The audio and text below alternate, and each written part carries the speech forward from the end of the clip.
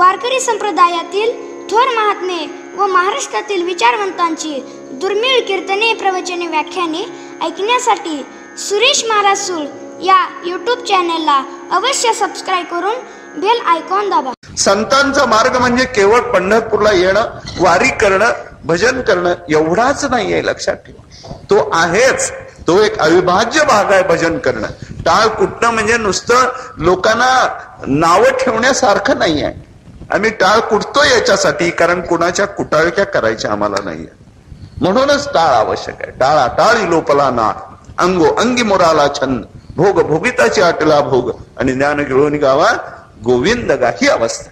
ज्ञानोबारायांनी या ओवीमध्ये म्हटलेलं आहे, ते तैसे हरपले. काय हरवलंय याचा विचारच नाहीये. उलट माणसाची जीवनाच्या मध्ये आज परिस्थिती झाली की आपण हरवलोय हेच विसरून गेलेलो.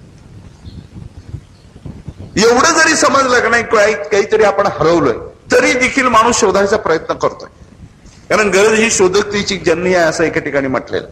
पण आपल्याला आपलं काय हरवलंय याचीच जाणीव नाही ना, त्यामुळे हुडकायचा प्रश्नच नाही. आणि म्हणून समाजाची एकंदर चारित्र्य, समाजाचा एकंदर विचार, समाजाचा एकंदर उच्चार आणि समाजाचा एकंदर आचार याचा जर विचार केला तर हा समाज अगदी राक्षसाच्या काळात जेव्हा भ्रष्ट झाला नव्हता तेवढा अवनतीला गेलेला हे निश्चित दिसेल. आणि त्यामुळं साधू संतांनी आपणाला काय दिलं याचा जेव्हा आपण विचार करतो, त्यावेळेला ओव्या दिल्या, अभंग दिले, भजनाचा मार्ग सांगितला एवढाच नाहीये, तर त्यांनी एक आचार संहिता निर्माण केली, विचार संहिता निर्माण केली आणि उच्चार संहिता पण निर्माण केली. त्यावेळेला हा विचार करावा की काय आपण हरवलंय, काय हरवलंय. तर लक्षात ठेवा, माझ्या दृष्टीनं या ओवीचा बैठक अशी आहे की आपण आपलं माणूसपणच हरवून गेलेलं.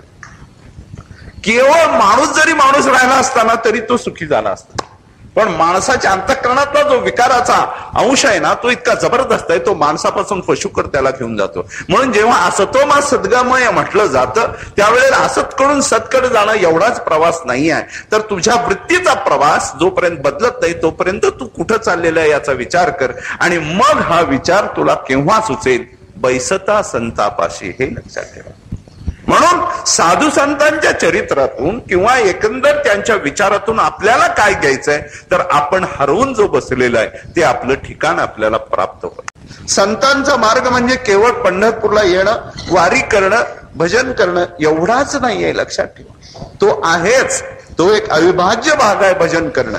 टाळ कुटणं म्हणजे नुसतं लोकांना नावं ठेवण्यासारखं नाही आहे. आम्ही टाळ कुटतो याच्यासाठी, कारण कुणाच्या कुटाळक्या करायच्या आम्हाला नाहीये. म्हणूनच टाळ आवश्यक आहे. टाळा टाळी लोपला ना, अंगो अंगी मोराला छंद, भोग भोगिताची आटला भोग, आणि ज्ञान गिळून गावा गोविंद गा, ही अवस्था. आणि म्हणून या बरोबरच साधू संतांनी तुम्हा आम्हाला जर काय दिला असेल तर तो एक समर्थ विचार दिला. लक्षात, क्षणोक्षणी हाची करावा विचार असं जेव्हा महाराज सांगतात त्यावेळेला तो विचार काही तुमच्या आपल्याला कसं संसारात जगावं असं नाहीये, तर या माणसाच्या जगामध्ये आपण आलेलो आहे. दैव योगानी नरोत्तम दुर्लभे लोके, या न्यायाने दुर्लभ असा मनुष्य देह मिळालाय. मग तो कशासाठी आपण खर्च करतोय याचा जर विचार केला तर आपल्याला तीनच गोष्टीसाठी करतोय असा त्याचा अर्थ निघतोय, तो म्हणजे आहार, भय आणि मैथुन. याच्याशिवाय कुठल्याही क्रियेला आपण आपला देह खर्च करतो का? आणि जर करत असताना तर तुम्ही या संतांच्या मार्गावर, ज्याला मुमुक्षु म्हणू, साधक म्हणू, या मार्गावर आहोत. पण आपण सर्वसामान्य जीवाचा जेव्हा विचार करतो त्यावेळेला हा सर्व जीव जग आज कुठल्या मार्गात आहे? खावे, प्यावे, ल्यावे, असावे सदैव या मार्गावर चाललेले दिसतात, दुसऱ्या कुठल्याही मार्गाने. जणू काही चारवाकाच या समाजावर मोठं असं ज्याला इम्पॅक्ट म्हणतो, परिणाम म्हणतो, तो असा जबरदस्त झालेला आहे की काय नाही, हम दो और हमारे दो एवढी संस्कृती निर्माण झालेली आहे महाराज. आणि त्यामुळं हा जो विचार आहे महत्वाचा, किंवा ज्या ज्ञानोबारायांनी या ओवीमध्ये म्हटलेलं आहे, ते तैसे हरपले. काय हरवलंय याचा विचारच नाहीये. उलट माणसाची जीवनाच्या मध्ये आज परिस्थिती झाली की आपण हरवलोय हेच विसरून गेलेलो. एवढं जरी समजलं का नाही काहीतरी आपण हरवलोय, तरी देखील माणूस शोधायचा प्रयत्न करतोय. कारण गरज ही शोधकतेची जन्मी आहे असं एका ठिकाणी म्हटलेलं. पण आपल्याला आपलं काय हरवलं याचीच जाणीव नाही ना, त्यामुळे हुडकायचा प्रश्नच नाही. आणि म्हणून समाजाची एकंदर चारित्र्य, समाजाचा एकंदर विचार, समाजाचा एकंदर उच्चार आणि समाजाचा एकंदर आचार याचा जर विचार केला तर हा समाज अगदी राक्षसाच्या काळात जेव्हा भ्रष्ट झाला नव्हता तेवढा अवनतीला गेलेला हे निश्चित दिसेल. आणि त्यामुळं साधू संतांनी आपणाला काय दिलं याचा जेव्हा आपण विचार करतो त्यावेळेला ओव्या दिल्या, अभंग दिले, भजनाचा मार्ग सांगितला एवढाच नाहीये, तर त्यांनी एक आचार संहिता निर्माण केली, विचार संहिता निर्माण केली आणि उच्चार संहिता पण निर्माण केली. आणि तुम्हाला सांगितलं की बाबा तुम्ही चुकलेला आहात. तुम्ही लगेच संतांना म्हणता आम्ही कुठे चुकलो, आम्ही जन्माला आलो, आम्ही पैसे मिळवले, आम्ही प्रतिष्ठा मिळवली, आम्ही मुलं निर्माण केली, आम्ही घरं निर्माण केली, पण हे तू निर्माण केलं, यात तू विशेष काय केलंय? आणि हे तर पशु पक्षीही करतात. आहार भय आणि मैथून हे कुणाकडं नाहीये सांगा बरं. त्या त्या परीनं तसं ज्ञानेश्वर महाराज एके ठिकाणी लिहितात, जे सुख शुक्र आणि शुक्रीला आहे ना तेच इंद्र आणि इंद्रायणीला आहे, दुसऱ्या कुणाला नाही. तेच आहे सुख. दुसऱ्या सुखाच्या कल्पना, वैश्विक सुखाच्या कल्पना अशा आहेत त्या कुठेही बदलत नाही. मी लाडू आज पंढरपुरात खाल्ला आणि अमेरिकेत खाल्ला तो गोडच लागणार आहे का आणखी काही वेगळा लागणार आहे? आणि मी खाल्ला आणि तुम्ही खाल्ला यामध्येही फरक नाही आहे. म्हणून ही जी सुख संकल्पना आहे ती सुख संकल्पना वैश्विक म्हणजे शारीरिक आणि विषयाची असल्यामुळं त्यामध्ये बदल नाहीये. पण ती कल्पनाच आपल्यासाठी निर्माण केली का? त्याच्यासाठीच हा देह आहे का? त्याच्यासाठीच हा जीवदशा आहे का? याचा तरी विचार करा. क्षणोक्षणी हा काय विचार करायचा तेवढा तरी करा ना. तरावया पार भवसिंधू त्याच्यासाठी हा विचार. आणि केवळ मानवालाच कानाच्या वर एक बुद्धी नावाचं इंद्रिय दिलेलं आहे, बाकीच्या कुणीही नाही. असाही विचार कुणीही करत नाही. मानव सोडून करूही शकत नाही. पण जे करत नाही त्याला काय म्हणायचं सांगा बरं? मानव देवाला आले आणि हा विचार करत नसेल तर मग तुकाराम महाराजांनी एखादी जर शिवी दिली तर का राग यावं? पूस नाही पायचारी मनुष्य परी कुत्री ती असं म्हटल्यावर राग का यावं? का राग येतो? का करतो? जसं एखाद्या नकट्या माणसाला नाकाला हात लावल्यावर सुद्धा त्याला वाटतं की माझ्याकडे बघूनच त्यांनी नाकाला हात लावला. तसं नसतं, ती तुझी चूक आहे. राग त्यांना येतो की जे या आहार भयमैथुनाच्या ज्या विचाराच्या पलीकड ज्याच्यासाठी हा मानव देह दिलाय त्याचा विसर पडला. काय पडला? देवे दिला देह भजना गोमट. कशासाठी दिलाय? पण आपण त्याचा काय फाटा करतो तो मायेच्या बाधिकेमध्ये टाकतो आणि मग म्हणतो आम्हाला दुःख होतं. देवानी तरी आम्हाला दुःख द्यायला नव्हतं. जसं आपण आपली संकल्पना अशी आहे, विचार असा आहे की जणू काही देवच आपणाला सुख दुःख देतो. एकुलता एक पोरगा, करता पोरगा, श्रीमंताच्या घरातला पोरगा, असा कुठला तरी एखादा पोरगा मेल्याबरोबर आपल्यासारखा माणूसही नाही. देवानी वाईट केलं. देव वाईट करायला नाही आणि चांगलाही करणार नाही. लक्षात ठेवा. सुखस्य दुःखस्य नकोपी दे दाता परो ददाती ती कुबुद्धी रेषा. आपल्या सुखदुःखाला कुणीतरी देतोय असं नाहीये. तर तुझ्या विचाराचा हा प्रश्न आहे. आणि हा विचार तुला पहिल्यांदा ज्ञानोबा तुकोबांनी तुम्हाला पहिल्यांदा शास्त्राने सांगितलं की बाबा तू कुठून आला आहेस, कुठून जाणार आहे हा विचार कर ना. कोहम कथमिदम करता रस्य कोवे विद्यते याचा विचार न करता जेव्हा मान हलायला लागती आणि एकही इंद्रिय आपल्या जागेवर नसतं ना त्यावेळेला माणूस विचार करतो की आपलं सगळं आयुष्य वाया गेलं. आणि म्हणून त्यावेळेला विचार करूनही काही उपयोग नसतो. झडझडून वहिला निघ असं जेव्हा ज्ञानेश्वर महाराजांनी झडझडून शब्द घातला त्यावेळेला माऊली पुढं तुमच्या माझ्यासारखे जेव्हा अगतिक माणसं येतात त्यावेळेला ते म्हणतात बाबा आता तरी विचार कर. म्हणून पहिल्यांदा साधू संतांनी काय केलं असेल तर तू चुकलायस एवढी जाणीव जरी दिली तरी देखील माणूस हुडकायचा प्रयत्न करतो की मी कुठं चुकलोय. आणि म्हणून जेव्हा ही ओवी आपल्या पुढे येते त्यावेळेला हा विचार करावा की काय आपण हरवलंय, काय हरवलंय. तर लक्षात ठेवा माझ्या दृष्टीनं या ओवीचा बैठक अशी आहे की आपण आपलं माणूसपणच हरवून गेलेलं. केवळ माणूस जरी माणूस राहिला असताना तरी तो सुखी झाला असता. पण माणसाच्या अंतःकरणातला जो विकाराचा अंश आहे ना, तो इतका जबरदस्त आहे, तो माणसापासून पशुकर त्याला घेऊन जातो. म्हणून जेव्हा असतोमा सद्गमय म्हटलं जातं त्यावेळेला असतकडून सतकडे जाणं एवढाच प्रवास नाही आहे, तर तुझ्या वृत्तीचा प्रवास जोपर्यंत बदलत नाही तोपर्यंत तू कुठं चाललेला आहे याचा विचार कर. आणि मग हा विचार तुला केव्हा सुचेल? बैसता संतापाशी. हे लक्षात ठेवा. संताचे संगती मनोमार्ग गती असं का सांगत? कारण संतांच्या ठिकाणी विचार आहे. चंद्र तेथे चंद्रिका, शंभू तेथे अंबिका आणि संत तेथे विवेका. केवळ माझ्या नावातच आहे आप्पा, बाकी कुठेही नाही, माझं काही नाही.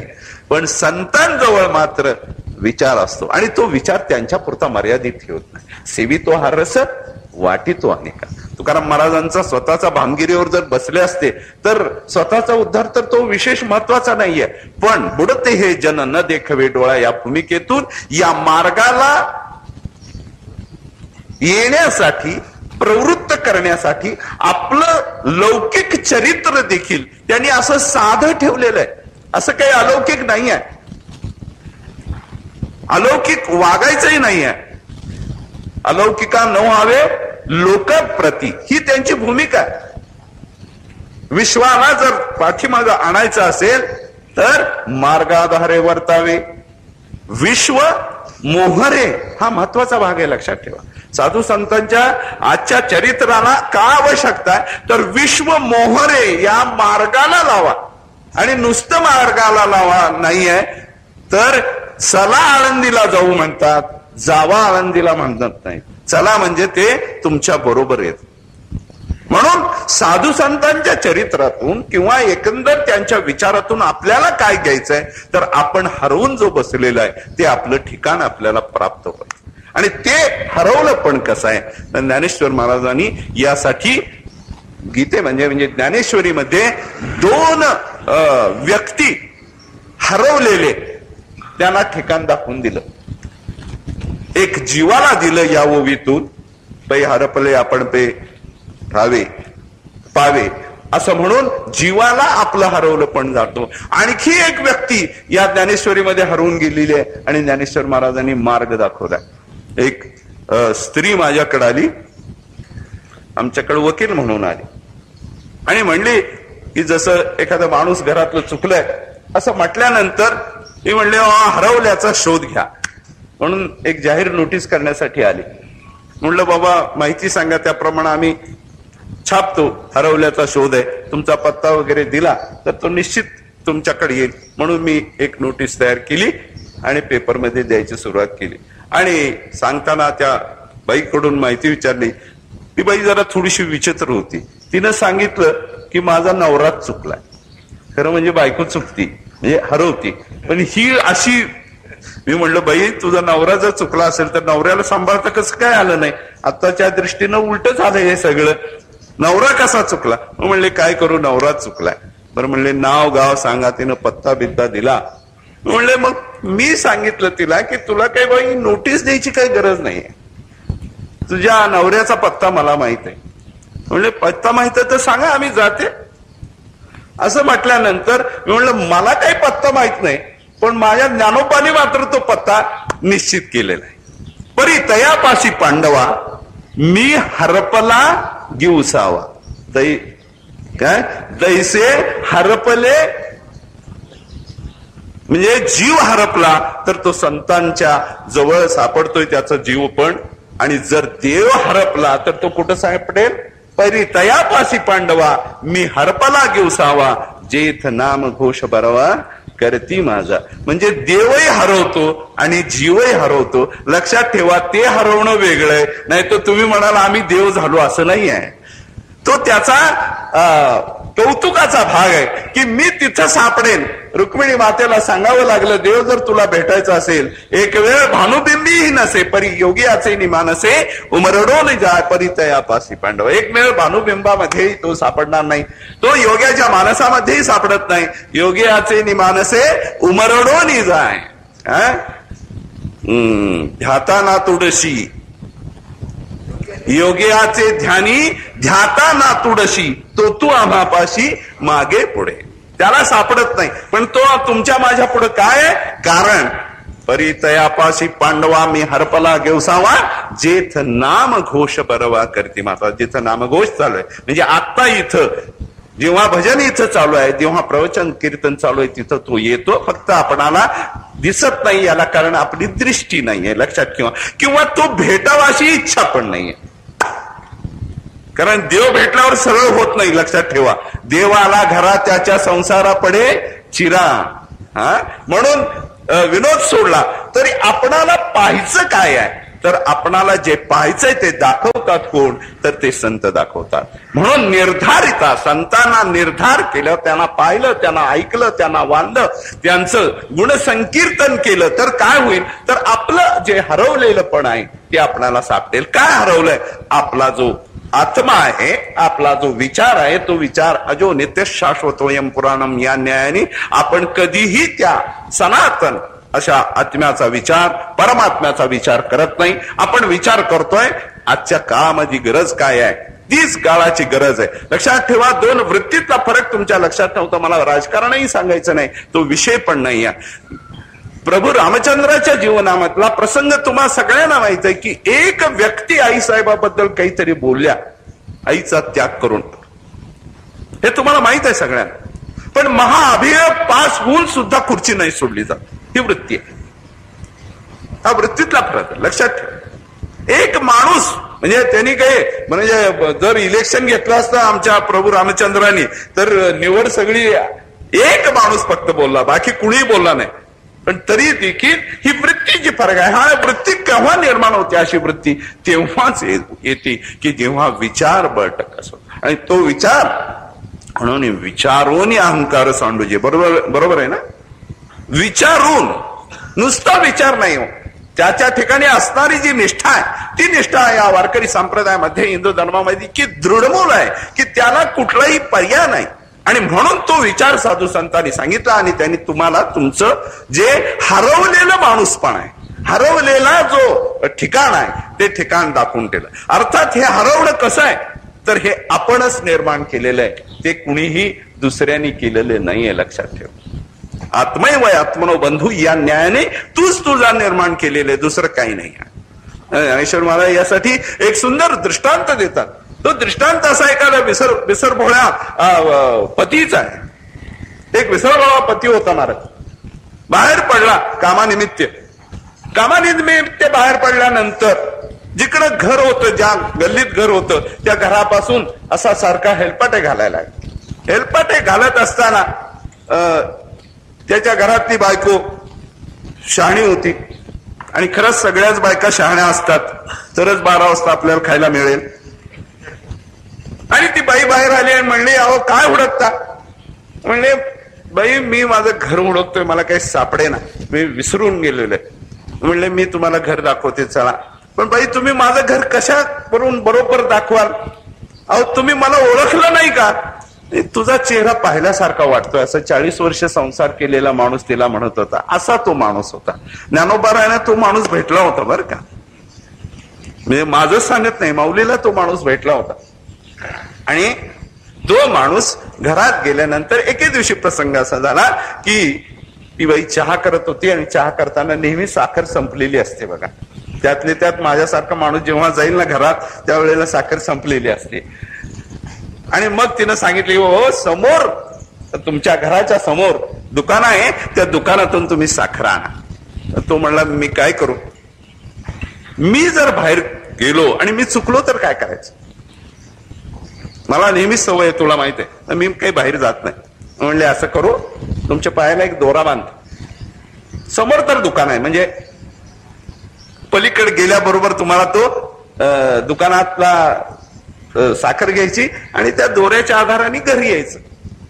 म्हणजे ही युक्ती चांगली. ती दोरा बांधते, ती जाते पलीकड, साखर घेतो. इतक्यात काय जातं, एक बैल उधळतो आणि रस्त्यावर अशी गडबड सुरू झाली आणि त्या गडबडीत तो दोरा तुटला जातो. तुटल्याबरोबर हा ओरडायला सांगतो, कोणी एके भ्रमलेपणे वेड्यासारखं. आता काही चुकलंय का? म्हण, मीच चोरलो म्हणायला लागला, मी हरवलो म्हणायला लागला. जीव तसा हरवलेला आहे महाराज, तो कुठेही गेलेला नाहीये. तो अजो आहे, नित्य आहे, शाश्वत आहे, अन्य अन्य मानेश.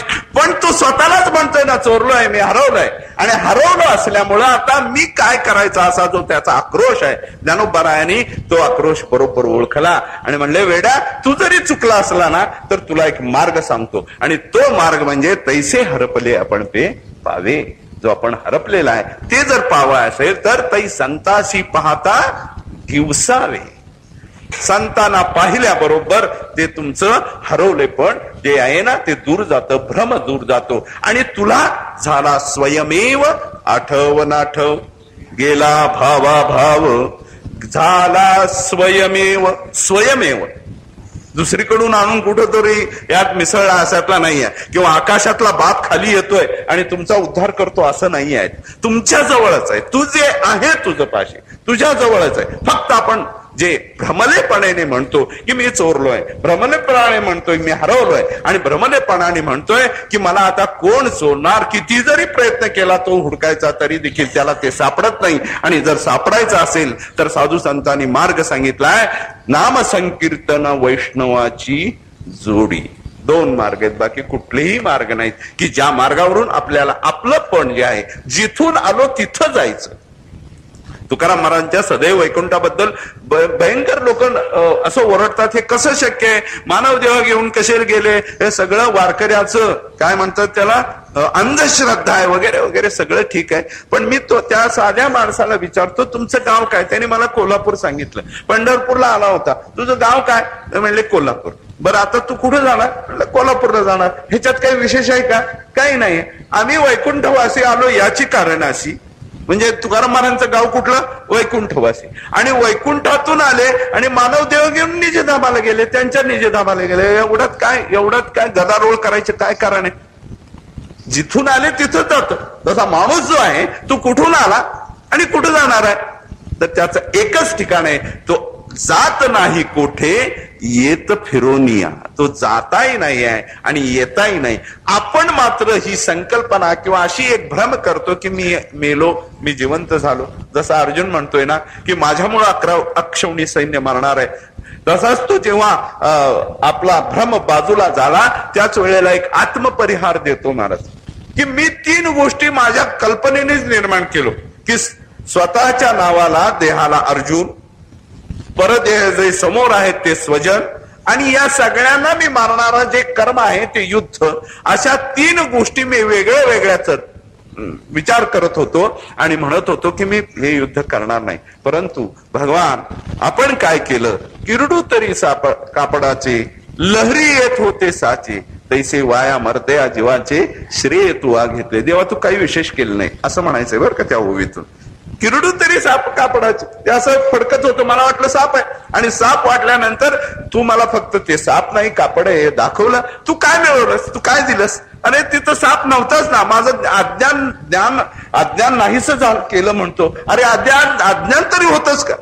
जर अज्ञान असतं तर नाश करायचा, जर साप असता तर तो ज्ञान घालवला असताना, पण साप नव्हताच. पण मी भ्रमलेपणे, मी अहंकृतीनं असं म्हणत होतो की बाबा या युद्धाला मी कारणीभूत आहे. आणि म्हणून आपण प्रत्येक गोष्टीला काय लागतो, तर मी लावतो महाराज. मी आहे म्हणूनच हे सगळं चाललंय अशी आपली संकल्पना असते, विचार असतो किंवा माझ्यामुळे चालतंय. आपण जेव्हा आम्ही जेव्हा म्हणतो की पाय रस्त्याने या, पंढरपूरला या, अमक करा तमक करा, त्यावेळेला तो माणूस लगेच म्हणतो काय करावं दादा, आलो असतो, पण मी जर घराबाहेर पडलो ना तर आमचं घर कसं चालायचं. खरं म्हणजे साधी गोष्ट, ते घर चालतच नसतं, ते तिथंच असतं जिथं जात नाही. मी त्याला साधी गोष्ट सांगत असतो, तुझ्यामुळे जर घर चालत असतंय असं जर संकल्पना विचार आहे ना तुझा, तर एक गोष्ट कर, तू मरून बघ, तुझं घर चालल नाही पळेल महाराज. कारण तुझ्या आधी ते घर चालत असतं आणि तुझ्या नंतरही. पहिला प्रश्न आमच्या कृष्णाने अर्जुनाला विचारला. मी नेहमी म्हणत असतो कृष्ण हा पहिला वकील आहे, उलट तपासणी त्यांनीच करावी महाराज. तो काय म्हणला की मी अगदी त्रैलोकीचं राज्य दिलं किंवा भिक्षा मागता भली, पण मी युद्ध करणार नाही असं म्हटलं. कृष्णाने एकच प्रश्न त्याला विचारला की तू स्वतः हे का करत नाही, तर माझ्यामुळे हे मरतात असं तुझी विचार आहे ना, तर एक लक्षात ठेव, एकच प्रश्न तुला विचारतो अर्जुना, जन्म मृत्यू काय तू सृजन केलेस काय? तुझ्या आधी जी माणसं मेलेली आहे ती तू मारलीस, आणि तुझ्या नंतर जे मारणार आहेस ते कोण मारणार आहेस? तू मारणार आहेस का? एवढा जरी विचार अर्जुनाला सुचला असताना तर गीता निर्माणच झाली नसती महाराज. पण त्याला सुचलं नाही हेच बरं, कारण गीता आपल्या पुढे आलेली आहे. त्याला जर कळलं असतं की मी हे मारणारे नाहीत, न हन्यते हन्यमाने शरीर, हे जर कळलं असतं, किंवा माझ्यामुळं हे होणार आहे नाहीये, होणार रे जाणार रे नको गुंतू बहुपाशी, अशी जी मदालसा म्हणते, हे जर त्याला कळलं असतं तर हे निर्माणच झालं नसतं. म्हणजे अर्जुनाला झालं तेच बरं आहे. पण लक्षात ठेवा, आपण अर्जुन होऊनच थांबू नका. आपण काय करतो, हे आपण अर्जुनच होतो. अर्थात अर्जुन झालं तरी चालतंय, पण कधीतरी धृतराष्ट्रापासून अर्जुनाकडे जायचंय याचा तरी विचार करा. कारण एवढं ऐकून देखील धृतराष्ट्राचा काय ऐकलं का त्यांनी महाराज? आणि जर ऐकलं असलं तर ज्ञानेश्वर महाराजांनी म्हशीच्या पाठीवर जसा पाऊस पडतो तसा पाऊस पडला अशी ओवी लिहिलीच नसती महाराज. म्हणजे आपण ऐकतोय काय, आपली भूमिका काय आहे हे महत्वाचं आहे. आपण धृतराष्ट्रापासून अर्जुनापर्यंत जरी गेलो ना तरी खूप आहे महाराज. कारण एकदा का अर्जुनापर्यंत आपण गेलो, अहो अर्जुनाची पाती जे परसणया योग्य होती, आणि मग त्याच्या पातीत बसलं तर मग जो अर्जुन झालो त्याला देव लांब नाही महाराज. आपण आपले सगळे बागदोर जीवनाचे संसाराचे त्याच्या ताब्यात द्या, तो तुमचा रथ सरळ घेतो, कधी नरकाकड नाही. लक्षात ठेवा. दोघा चौघांनाच कळलं ते, तेवढ्या पुरतच राहू द्या. आणि म्हणून आपण कुणाच्या ताब्यात दिली ही जीवन नौका, तर दोनच गोष्टी जीवनामध्ये लक्षात ठेवा, नाम संकीर्तन आणि वैष्णवाची जोडी. ही वैष्णवाची जोडी याच्यासाठी, कारण त्यांच्या चरित्रातून त्यांच्या शब्दातून आपल्या जीवाचा, आपल्या अंतःकरण वृत्तीचा बदल झाला पाहिजे. होतो, कारण हे शब्द नाही आहेत महाराज. ज्ञानेश्वरीला जर कोण शब्द म्हणत असेल तर त्याला काय म्हणायचं, त्यांच्या डोक्यावर पायावर डोकं ठेवायचं, याच्याशिवाय दुसरा काही वादविवाद करायचा नाही. कारण हे शब्द नाही आहेत महाराज, लक्षात ठेवा. मूर्तिमंत ज्ञानेश्वर महाराजांचं जर तुम्हाला जर पाहावं लागेल तर इथं पाहावं लागेल. ज्ञानेश्वर महाराज बोलत कसे होते, ज्ञानेश्वर महाराज चालत कसे होते, ज्ञानेश्वर महाराज वागत कसे होते, ज्ञानेश्वर महाराजांच्या प्रत्येक ज्ञानेश्वरी कुणी करू शकत नाही. कारण प्रत्येक शब्दातून ज्ञानेश्वर महाराज आपल्याला ज्ञानेश्वर रूपाने तुम्हाला स्पर्श करतात, शब्दारूपाने तुमच्या मुखातून येतात, कानावर तेच पडतंय. तुम्ही कितीही पहा ज्ञानेश्वर महाराजांचं रूप. मला सांगा बरं, ही ओवी म्हणजे कुणाची? दे चालते ज्ञानाचे बिंब, हे कुणाची ओवी आहे, कुणाचं वर्णन आहे? उपजताची ज्ञानी हे वर्म जाणून आहे ना, तैशी दशेची वाट न पाहता, हे कुणाचं वर्णन आहे? सांग बरं. बाळपणी सर्वज्ञता वरित आहे, ते कुणाचं वर्णन? ते वाट कृपेची करूतो, हे कुणाचं वर्णन आहे? साच आणि मवाळ मितुले आणि रसाळ शब्द जैसे कल्लोळ, हे कुणाचे शब्द आहेत? चंदन तरुला कधीही फुलं नाहीत, पण ज्ञानेश्वर महाराजांनी चंदन तरुलाही फुलं निर्माण केली. सोने या जोडले सौरभ्य जायचे, असे शब्द निर्माण केले. आणि म्हणून एवढ्या सगळ्या 9000 ओवीतून काय दिसतं, तर एक ज्ञानेश्वर महाराजांचं भव्य व्यक्तिमत्व दिसतं. त्याला तुम्ही स्पर्श करा न करा, त्याला तुम्ही पहा न पहा, त्याला तुम्ही ऐका न ऐका, ज्ञानेश्वरी वाचल्यावर हे सगळे गुण आपोआपच आल्याशिवाय राहणार नाही. कारण गुळ तोंडात घालताना अंधार असला तरी चालेल, गुळ कडू आहे म्हणून जरी तोंडात घातला तरी चालेल, आणि या गुळाने माझी साखर वाढेल म्हणून जरी घातला तरी सांगेल, त्याचा परिणाम एकच आहे, तो गोड लागल्याशिवायच राहणार नाही. तसंच ज्ञानेश्वरी गाथा ही संत वाङ्मय वाचल्याने काय होतील, तर संत भेटण्याचं जे पुण्य आहे, संत भेटल्यानंतर जी वृत्ती आहे ती तुम्हाला बदलती. म्हणून ज्ञानेश्वर महाराजांचं प्रत्यक्ष दर्शन, तुकाराम महाराजांचं प्रत्यक्ष दर्शन ज्यांना घडतं, घडणार आहे, घडत आहे, ते भाग्यवान आहेतच. लक्षात ठेवा, आजही ज्ञानोबा तुकोबांचं दर्शन घडणारी माणसं या समाजात आहेतच. आपणाला माहित आहे का नाही कुणास ठाऊक, कोण जाणे कोणा, आणि घडे उपासना.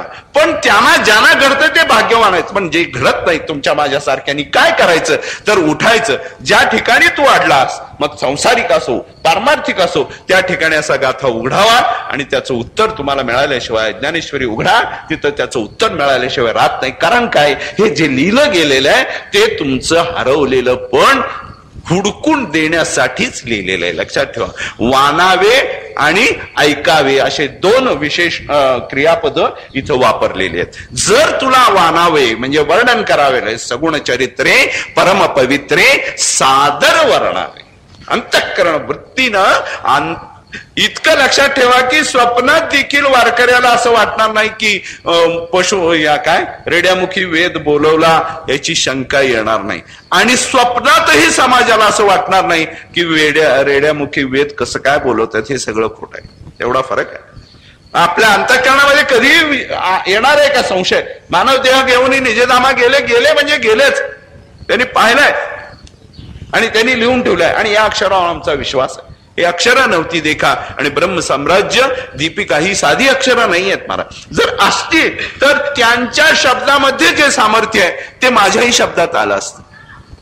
जेव्हा सच्चिदानंद बाबांना ज्ञानेश्वर महाराजांनी उठवलं त्यावेळेला कुठला शब्द वापरला असेल?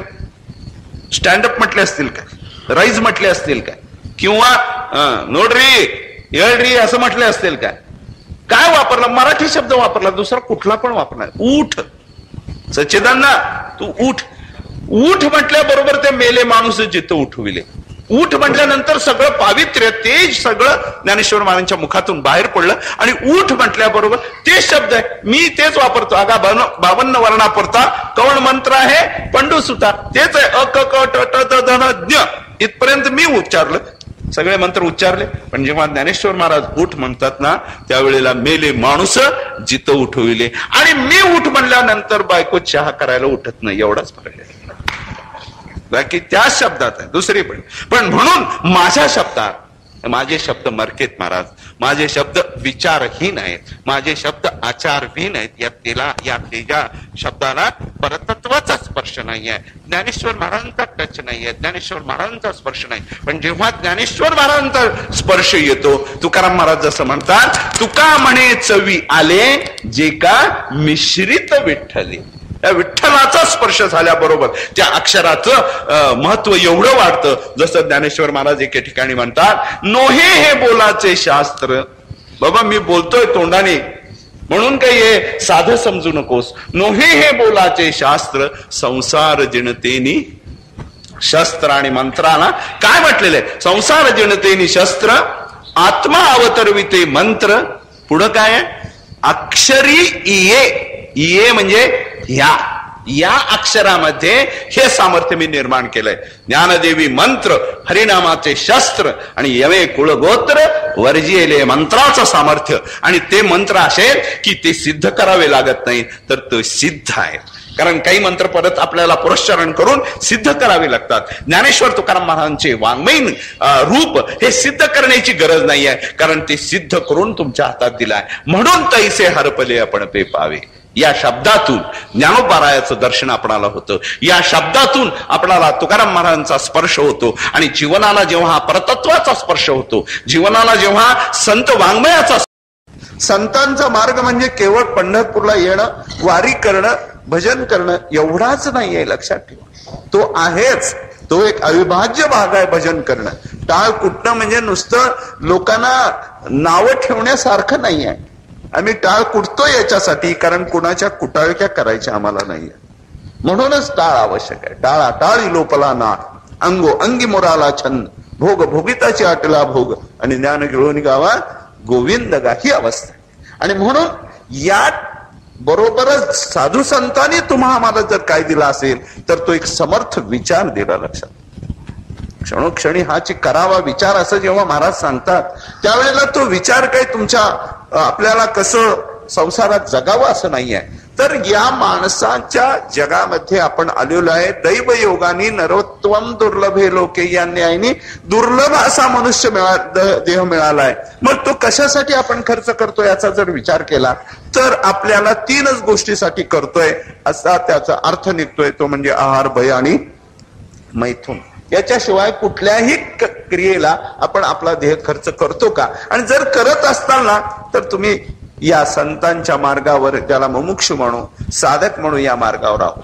पण आपण सर्वसामान्य जीवाचा जेव्हा विचार करतो त्यावेळेला हा सर्व जीव जग आज कुठल्या मार्गात आहे? खावे प्यावे ल्यावे असावे सदैव या मार्गावर चाललेले दिसत, दुसऱ्या कुठल्याही मार्गाने जणू काही चारवाकाच या समाजावर मोठं असं ज्याला इम्पॅक्ट म्हणतो, परिणाम म्हणतो, तो असा जबरदस्त झालेला आहे की काय नाही हम दो और हमारे दो एवढी संस्कृती निर्माण झालेली आहे महाराज.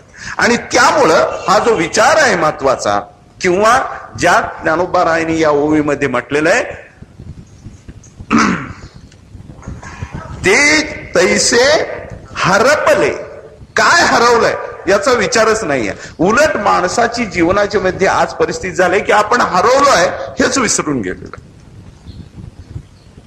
एवढं जरी समजलं का नाही काहीतरी आपण हरवलोय, तरी देखील माणूस शोधायचा प्रयत्न करतोय. कारण गरज ही शोधकतेची जननी आहे असं एका ठिकाणी म्हटलेलं. पण आपल्याला आपलं काय हरवलंय याचीच जाणीव नाही ना, त्यामुळे हुडकायचा प्रश्नच नाही. आणि म्हणून समाजाची एकंदर चारित्र्य, समाजाचा एकंदर विचार, समाजाचा एकंदर उच्चार आणि समाजाचा एकंदर आचार याचा जर विचार केला तर हा समाज अगदी राक्षसाच्या काळात जेव्हा भ्रष्ट झाला नव्हता तेवढा अवनतीला गेलेला हे निश्चित दिसेल. आणि त्यामुळं साधू संतांनी आपणाला काय दिलं याचा जेव्हा आपण विचार करतो त्यावेळेला ओव्या दिल्या, अभंग दिले, भजनाचा मार्ग सांगितला, एवढाच नाहीये तर त्यांनी एक आचार संहिता निर्माण केली, विचार संहिता निर्माण केली आणि उच्चार संहिता पण निर्माण केली. आणि तुम्हाला सांगितलं की बाबा तुम्ही चुकलेला, तुम्ही लगेच संतांना म्हणता आम्ही कुठे चुकलो, आम्ही जन्माला आलो, आम्ही पैसे मिळवले, आम्ही प्रतिष्ठा मिळवली, आम्ही मुलं निर्माण केली, आम्ही घरं निर्माण केली, पण हे तू निर्माण केलं, या तू विशेष काय केलंय? आणि हे तर पशु पक्षीही करतात. आहार भय आणि मैथून हे कुणाकडं नाहीये सांगा बरं. त्या परीनं तसं ज्ञानेश्वर महाराज एके ठिकाणी लिहितात, जे सुख शुक्रा आणि शुक्रीला आहे ना तेच इंद्र आणि इंद्रायणीला आहे, दुसऱ्या कुणाला नाही. तेच आहे सुख. दुसऱ्या सुखाच्या कल्पना, वैश्विक सुखाच्या कल्पना अशा आहेत त्या कुठेही बदलत नाही. मी लाडू आज पंढरपुरात खाल्ला आणि अमेरिकेत खाल्ला तो गोडच लागणार का आणखी काही वेगळा लागणार आहे? आणि मी खाल्ला आणि तुम्ही खाल्ला यामध्येही फरक नाहीये. म्हणून ही जी सुख संकल्पना आहे ती सुख संकल्पना वैश्विक म्हणजे शारीरिक आणि विषयाची असल्यामुळं त्यामध्ये बदल नाहीये. पण ती कल्पनाच आपल्यासाठी निर्माण केली का? त्याच्यासाठीच हा देह आहे का? त्याच्यासाठीच हा जीवदशा आहे का? याचा तरी विचार करा. क्षणोक्षणी हा काय विचार करायचा तेवढा तरी करा ना. तरावया पार भवसिंधू त्याच्यासाठी हा विचार. आणि केवळ मानवालाच कानाच्या वर एक बुद्धी नावाचं इंद्रिय दिलेलं आहे, बाकीच्या कुणीही नाही. असाही विचार कुणीही करत नाही. मानव सोडून करूही शकत नाही. पण जे करत नाही त्याला काय म्हणायचं सांगा बरं. मानव देवाला आले आणि हा विचार करत नसेल तर मग तुकाराम महाराजांनी एखादी जर शिवी दिली तर का राग यावं? पूस नाही पायचारी मनुष्य परी कुत्री ती असं म्हटल्यावर राग का यावं? का राग येतो? का करतो? जसं एखाद्या नकट्या माणसाला नाकाला हात लावल्यावर सुद्धा त्याला वाटतं की माझ्याकडे बघूनच त्यांनी नाकाला हात लावला. तसं नसतं, ती तुझी चूक आहे. राग त्यांना येतो की जे या आहार भयमैथुनाच्या ज्या विचाराच्या पलीकड ज्याच्यासाठी हा मानव देह दिलाय त्याचा विसर पडला. काय पडला? देवे दिला देह भजना गोमट. कशासाठी दिलाय? पण आपण त्याचा काय फाटा करतो तो मायेच्या बाधिकेमध्ये टाकतो आणि मग म्हणतो आम्हाला दुःख होतं. देवानी तरी आम्हाला दुःख द्यायला नव्हतं. जसं आपण आपली संकल्पना अशी आहे, विचार असा आहे की जणू काही देवच आपणाला सुख दुःख देतो. एकुलता एक पोरगा, करता पोरगा, श्रीमंताच्या घरातला पोरगा, असा कुठला तरी एखादा पोरगा मेल्याबरोबर आपल्यासारखा माणूसही देवाने वाईट केलं. देव वाईट करायला नाही आणि चांगलाही करणार नाही. लक्षात ठेवा. सुखस्य दुःखस्य नकोपी दे दाता परो ददाती ती कुबुद्धी रेषा. आपल्या सुखदुःखाला कुणीतरी देतोय असं नाहीये, तर तुझ्या विचाराचा हा प्रश्न आहे. आणि हा विचार तुला पहिल्यांदा ज्ञानोबा तुकोबांनी तुम्हाला पहिल्यांदा शास्त्राने सांगितलं की बाबा तू कुठून आला आहेस, कुठून जाणार आहे, हा विचार कर ना. को हम कथमिदम करता रस्य कोवे विद्यते याचा विचार न करता जेव्हा मान हलायला लागती आणि एकही इंद्रिय आपल्या जागेवर नसतं ना त्यावेळेला माणूस विचार करतो की आपलं सगळं आयुष्य वाया गेलं. आणि म्हणून त्यावेळेला विचार करूनही काही उपयोग नसतो. झडझडून वहिला निघ असं जेव्हा ज्ञानेश्वर महाराजांनी झडझडून शब्द घातला, त्यावेळेला माऊली पुढं तुमच्या माझ्यासारखे जेव्हा अगतिक माणसं येतात त्यावेळेला ते म्हणतात बाबा आता तरी विचार कर.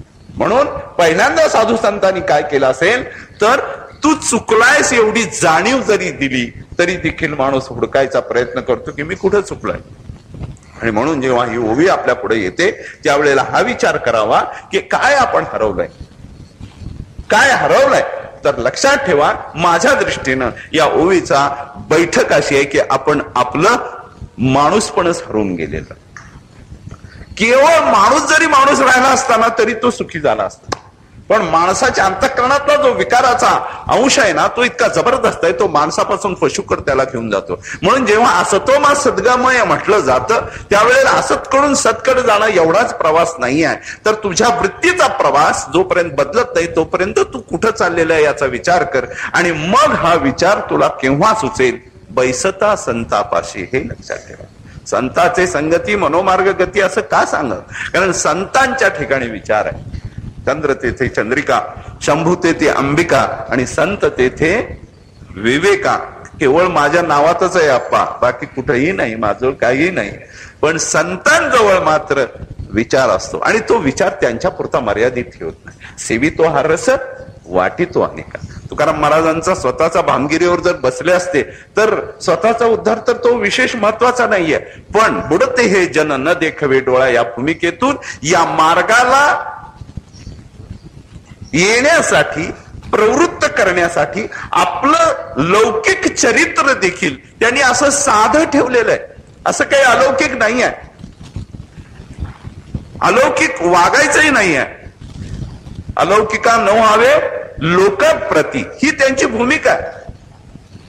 विश्वाला जर पाठीमागं आणायचं असेल तर मार्गाधारे वर्तावे, विश्व मोहरे हा महत्वाचा भाग आहे. लक्षात ठेवा.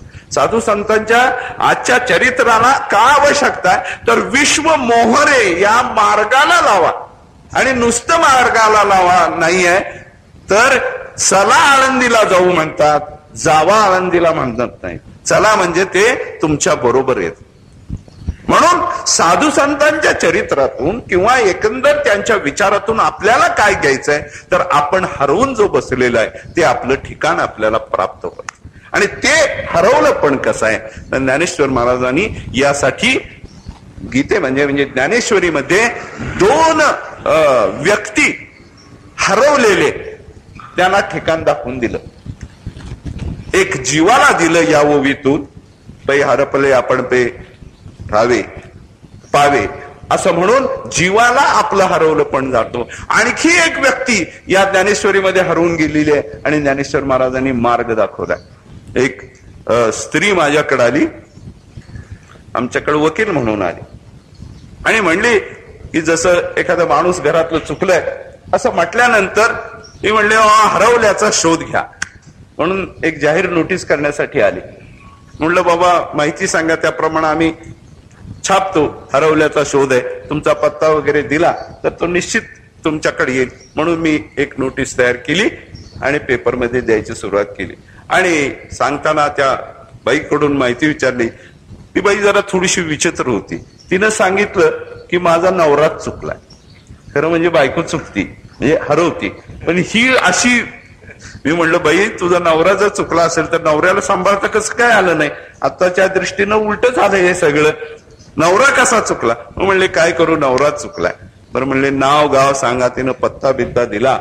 म्हणले मग मी सांगितलं तिला की तुला काही बाई नोटीस द्यायची काही गरज नाहीये, तुझ्या नवऱ्याचा पत्ता मला माहित आहे. म्हणले पत्ता माहित आहे तर सांगा आम्ही जाते. असं म्हटल्यानंतर मी म्हणलं मला काही पत्ता माहित नाही, पण माझ्या ज्ञानोबाने मात्र तो पत्ता निश्चित केलेला आहे. परी तयापाशी पांडवा मी हरपला गिवसावा. काय दैसे हरपले म्हणजे जीव हरपला तर तो संतांच्या जवळ सापडतोय त्याचा जीव पण. आणि जर देव हरपला तर तो कुठं सापडेल? परी तयापाशी पांडवा मी हरपला गिवसावा जेथ नाम घोष बरवा करती माझा. म्हणजे देवही हरवतो आणि जीवही हरवतो. लक्षात ठेवा, ते हरवणं वेगळंय, नाही तर तुम्ही म्हणाल आम्ही देव झालो, असं नाही आहे. तो त्याचा कौतुकाचा भाग आहे की मी तिथं सापडेन. रुक्मिणी मातेला सांगावं लागलं, देव जर तुला भेटायचं असेल, एक वेळ भानुबिंबीही नसे परी योगियाचे निमानसे उमरडोन जाय परितयापासी पांडव. एक वेळ भानुबिंबामध्येही तो सापडणार नाही, तो योग्याच्या मानसामध्येही सापडत नाही. योगियाचे निमानसे उमरडोनी जाय. ध्याता ना तुडशी, योगियाचे ध्यानी ध्याता ना तुडशी, तो तू आम्हापाशी मागे पुढे. त्याला सापडत नाही, पण तो तुमच्या माझ्या पुढे काय आहे? कारण परितयापाशी पांडवा मी हरपला गेवसावा, जेथ नाम घोष बरवा करते माता. जिथं नामघोष चालू आहे, म्हणजे आता इथं जेव्हा भजन इथं चालू आहे, जेव्हा प्रवचन कीर्तन चालू आहे, तिथं तो येतो. फक्त आपणाला दिसत नाही, याला कारण आपली दृष्टी नाहीये, लक्षात ठेवा. किंवा तो भेटावा अशी इच्छा पण नाहीये, कारण देव भेटल्यावर सरळ होत नाही. लक्षात ठेवा, देवाला घरा त्याच्या संसारा पडे चिरा. म्हणून विनोद सोडला तरी आपणाला पाहायचं काय आहे, तर आपणाला जे पाहायचंय ते दाखवतात कोण, तर ते संत दाखवतात. म्हणून निर्धारिता संतांना निर्धार केलं, त्यांना पाहिलं, त्यांना ऐकलं, त्यांना वाढलं, त्यांचं गुणसंकीर्तन केलं, तर काय होईल, तर आपलं जे हरवलेलं पण आहे ते आपल्याला सापडेल. काय हरवलंय? आपला जो आत्मा आहे, आपला जो विचार आहे, तो विचार अजो नित्य शाश्वतोयम पुराणम या न्यायाने आपण कधीही त्या सनातन अशा आत्म्याचा विचार, परमात्म्याचा विचार करत नाही. आपण विचार करतोय आजच्या काळामध्ये गरज काय आहे, तीच काळाची गरज आहे. लक्षात ठेवा, दोन वृत्तीतला फरक तुमच्या लक्षात नव्हता. मला राजकारणही सांगायचं नाही, तो विषय पण नाही आहे. प्रभू रामचंद्राच्या जीवनामधला प्रसंग तुम्हा सगळ्यांना माहित आहे की एक व्यक्ती आईसाहेबाबद्दल काहीतरी बोलल्या, आईचा त्याग करून, हे तुम्हाला माहित आहे सगळ्यांना. पण महाअभियोग पास होऊन सुद्धा खुर्ची नाही सोडली जात. ही वृत्ती आहे, हा वृत्तीतला फरक लक्षात ठेवा. एक माणूस म्हणजे त्यांनी काही म्हणजे जर इलेक्शन घेतलं असतं आमच्या प्रभू रामचंद्रांनी, तर निवड सगळी एक माणूस फक्त बोलला, बाकी कुणीही बोलला नाही. पण तरी देखील ही वृत्तीची फरक आहे. हा वृत्ती केव्हा निर्माण होते? अशी वृत्ती तेव्हाच येते की जेव्हा विचार बळकट असतो. आणि तो विचार म्हणून विचारून अहंकार सांडूजे. बरोबर आहे ना? विचारून, नुसता विचार नाही हो, त्याच्या ठिकाणी असणारी जी निष्ठा आहे, ती निष्ठा या वारकरी संप्रदायामध्ये, हिंदू धर्मामध्ये इतकी दृढमूल आहे की त्याला कुठलाही पर्याय नाही. आणि म्हणून तो विचार साधू संतांनी सांगितला आणि त्यांनी तुम्हाला तुमचं जे हरवलेलं माणूसपण आहे, हरवलेला जो ठिकाण आहे, ते ठिकाण दाखवून दिलं. अर्थात हे हरवणं कसं आहे, तर हे आपणच निर्माण केलेलं आहे, ते कुणीही दुसऱ्यांनी केलेलं नाहीये. लक्षात ठेव, आत्मैव आत्मनो बंधू या न्यायाने तूच तुझा निर्माण केलेलं, दुसरं काही नाही. ज्ञानेश्वर महाराज यासाठी एक सुंदर दृष्टांत देतात. तो दृष्टांत असा एखादा विसरभोळ्या पतीचा आहे. एक विसरभोळा पती होता महाराज, बाहेर पडला कामानिमित्त. कामानिमित्त बाहेर पडल्यानंतर जिकडं घर होतं, ज्या गल्लीत घर होतं, त्या घरापासून असा सारखा हेलपाटे घालायला लागला. हेलपाटे घालत असताना त्याच्या घरातली बायको शहाणी होती. आणि खरंच सगळ्याच बायका शहाण्या असतात, तरच 12 वाजता आपल्याला खायला मिळेल. आणि ती बाई बाहेर आली आणि म्हणली, अहो काय हुडकता? म्हणले, बाई मी माझं घर हुडकतोय, मला काही सापडे ना, मी विसरून गेलेलो आहे. म्हणले, मी तुम्हाला घर दाखवते, चला. पण बाई तुम्ही माझं घर कशा करून बरोबर दाखवाल? अहो तुम्ही मला ओळखलं नाही का? तुझा चेहरा पाहिल्यासारखा वाटतोय, असं 40 वर्ष संसार केलेला माणूस तिला म्हणत होता. असा तो माणूस होता. ज्ञानोबारायांना तो माणूस भेटला होता बरं का, म्हणजे माझं सांगत नाही, माऊलीला तो माणूस भेटला होता. आणि तो माणूस घरात गेल्यानंतर एके दिवशी प्रसंग असा झाला की ती बाई चहा करत होती आणि चहा करताना नेहमी साखर संपलेली असते बघा. त्यातले त्यात माझ्यासारखा माणूस जेव्हा जाईल ना घरात, त्यावेळेला साखर संपलेली असते. आणि मग तिनं सांगितली, हो समोर तुमच्या घराच्या समोर दुकान आहे, त्या दुकानातून तुम्ही साखर आणा. तो म्हणला, मी काय करू? मी जर बाहेर गेलो आणि मी चुकलो तर काय करायचं? मला नेहमीच सवय आहे, तुला माहित आहे, मी काही बाहेर जात नाही. म्हणले, असं करू, तुमच्या पायाला एक दोरा बांध, समोर तर दुकान आहे, म्हणजे पलीकडे गेल्याबरोबर तुम्हाला तो दुकानातला साखर घ्यायची आणि त्या दोऱ्याच्या आधाराने घरी यायचं. म्हणजे ही युक्ती चांगली. ती दोरा बांधते, ती जाते पलीकड, साखर घेतो. इतक्यात काय जातं, एक बैल उधळतो आणि रस्त्यावर अशी गडबड सुरू झाली आणि त्या गडबडीत तो दोरा तुटला जातो. तुटल्याबरोबर हा ओरडायला सांगतो, कोणी एक भ्रमलेपणे वेड्यासारखं. आता काही चुकलंय का? म्हण मीच चोरलो म्हणायला लागला, मी हरवलो म्हणायला लागला. जीव तसा हरवलेला आहे महाराज.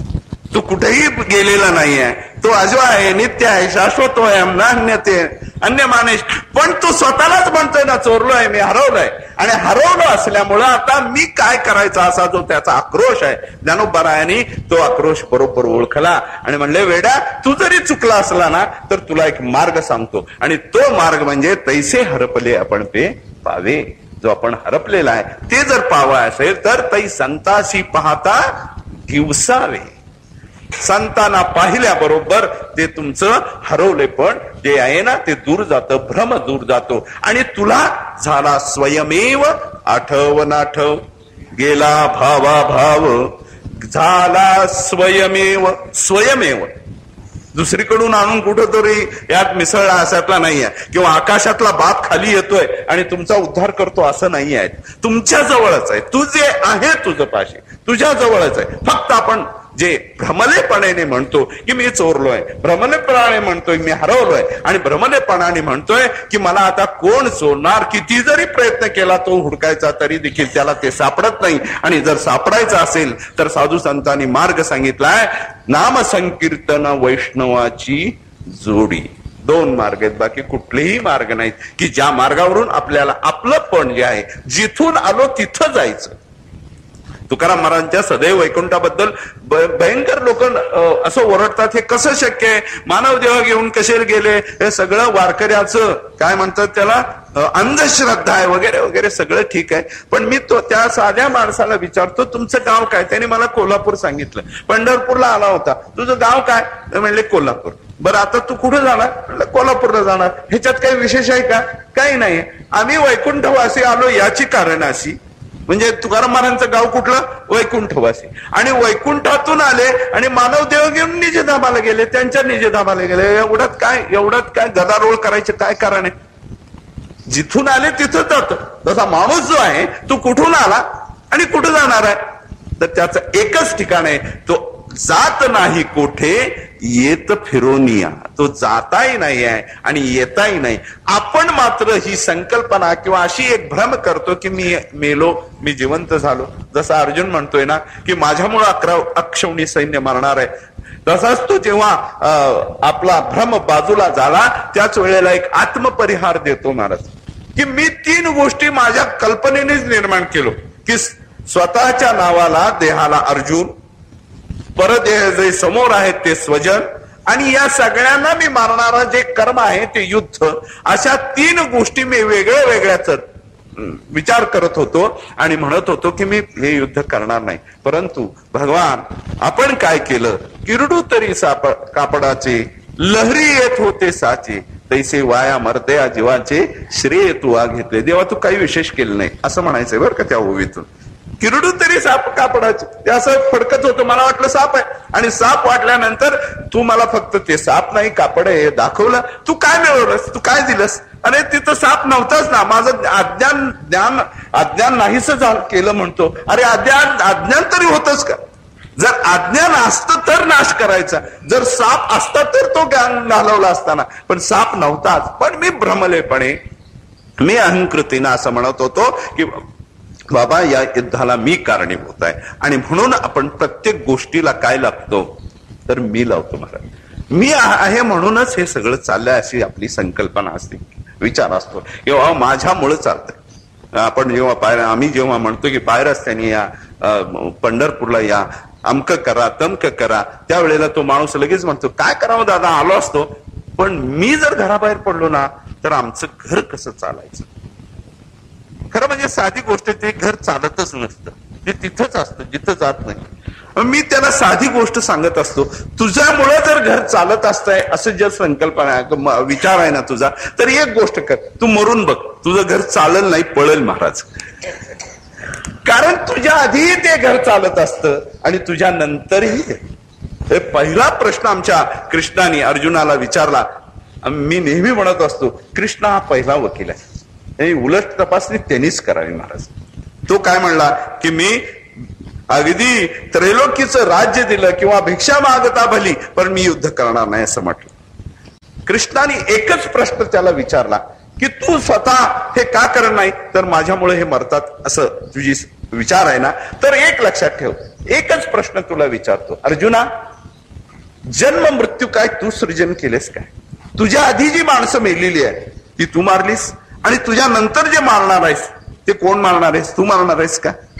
एवढा जरी विचार अर्जुनाला सुचला असताना तर गीता निर्माणच झाली नसती महाराज. पण त्याला सुचलं नाही हेच बरं, कारण गीता आपल्या पुढे आलेली आहे. त्याला जर कळलं असतं की मी हे मारणारे नाहीत, न हन्यते हन्यमाने शरीर, हे जर कळलं असतं, किंवा माझ्यामुळं हे होणार आहे नाहीये, होणार रे जाणार रे नको गुंतू बहुपाशी अशी जी मदालसा म्हणते, हे जर त्याला कळलं असतं तर हे निर्माणच झालं नसतं. म्हणजे अर्जुनाला झालं तेच बरं आहे. पण लक्षात ठेवा, आपण अर्जुन होऊनच थांबू नका.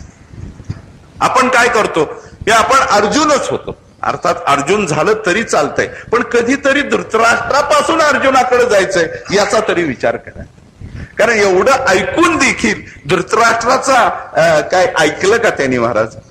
आणि जर ऐकलं असलं तर ज्ञानेश्वर महाराजांनी म्हशीच्या पाठीवर जसा पाऊस पडतो तसा पाऊस पडला अशी ओवी लिहिलीच नसती महाराज. म्हणजे आपण ऐकतोय काय, आपली भूमिका काय आहे हे महत्वाचं आहे. आपण धृतराष्ट्रापासून अर्जुनापर्यंत जरी गेलो ना तरी खूप आहे महाराज. कारण एकदा का अर्जुनापर्यंत आपण गेलो, अहो अर्जुनाची पाती जे परसणया योग्य होती, आणि मग त्याच्या पातीत बसलं, तर मग जो अर्जुन झालो त्याला देव लांब नाही महाराज. आपण आपले सगळे बागडोर जीवनाचे संसाराचे त्याच्या ताब्यात द्या, तो तुमचा रथ सरळ घेतो, कधी नरकाकड नाही. लक्षात ठेवा.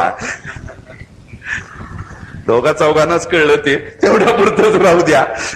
आणि म्हणून आपण कुणाच्या ताब्यात दिली ही जीवन नौका, तर दोनच गोष्टी जीवनामध्ये लक्षात ठेवा, नाम संकीर्तन आणि वैष्णवाची जोडी. ही वैष्णवाची जोडी याच्यासाठी, कारण त्यांच्या चरित्रातून त्यांच्या शब्दातून आपल्या जीवाचा आपल्या अंतःकरण वृत्तीचा बदल झाला पाहिजे. होतो, कारण हे शब्द नाही आहेत महाराज. ज्ञानेश्वरीला जर कोण शब्द म्हणत असेल तर त्याला काय म्हणायचं, त्यांच्या डोक्यावर पायावर डोकं ठेवायचं, याच्याशिवाय दुसरा काही वादविवाद करायचा नाही. कारण हे शब्द नाही आहेत महाराज, लक्षात ठेवा. मूर्तिमंत ज्ञानेश्वर महाराजांचं जर तुम्हाला जर पाहावं लागेल तर इथं पाहावं लागेल. ज्ञानेश्वर महाराज बोलत कसे होते, ज्ञानेश्वर महाराज चालत कसे होते, ज्ञानेश्वर महाराज वागत कसे होते, ज्ञानेश्वर महाराजांच्या प्रत्येक ज्ञानेश्वरी कुणी करू शकत नाही. कारण प्रत्येक शब्दातून ज्ञानेश्वर महाराज आपल्याला ज्ञानेश्वर रूपाने तुम्हाला स्पर्श करतात, शब्दारूपाने तुमच्या मुखातून येतात, कानावर तेच पडतंय. तुम्ही कितीही पहा ज्ञानेश्वर महाराजांचं रूप. मला सांगा बरं, ही ओवी म्हणजे कुणाची? दे चालते ज्ञानाचे बिंब, हे कुणाची ओवी आहे? कुणाचं वर्णन आहे? उपजताची ज्ञानी हे वर्म जाणून आहे ना, तैशी दशेची वाट न पाहता, हे कुणाचं वर्णन आहे? सांग बर. बाळपणी सर्वज्ञता वरित आहे, ते कुणाचं वर्णन? हा, ते वाट कृपेची करू, हे कुणाचं वर्णन आहे? साच आणि मवाळ मितुले आणि रसाळ शब्द जैसे कल्लोळ, हे कुणाचे शब्द आहेत? हा,